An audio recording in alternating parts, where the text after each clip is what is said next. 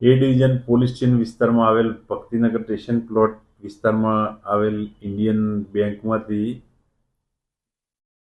જાન્યુઆરી 2025થી March 2025 વચ્ચે આશરે 955 ગ્રામ સોનું ગાયબ થયેલ છે, જે બેંક દ્વારા ગ્રાહકોને ગોલ્ડ લોન આપવામાં આવે છે. તેમાં બે વ્યક્તિઓને બે પાર્સલ હતા જે ગુમ થયેલા છે. તે બાબતે ઊંડાણપૂર્વક તપાસ કરતા બેંકના કર્મચારીઓ દ્વારા એ બંને પાર્સલ ગુમ કરવામાં આવે છે, જેમાં કર્મચારીઓ જે ગુમ કર્યા તેમનું નામ છે ગૌરીશંકર બ્રિજચંદ સામંતરાય અને શ્રુતિ સખારે,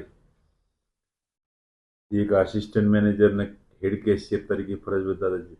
સર, કેટલા સમય પહેલા આ સમગ્ર ઘટના બની હતી ને હુમલો કર્યો સર?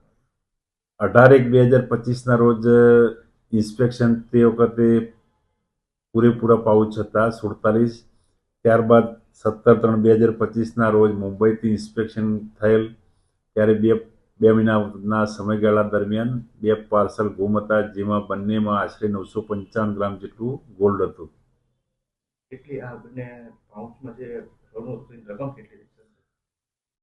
રકમ 64,29,600 રૂપિયાની રકમનો ઉચ્ચાપત ગુનાહિત વિશ્વાસઘાત કરેલ છે.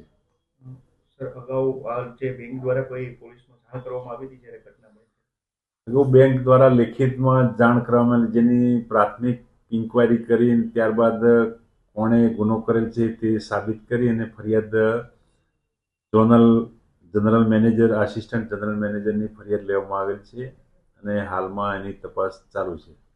એફએસએલ ખાતે બેંકના સાચેલા કર્મચારીને પણ મોકલવાના એવી વાત સામે આવી છે.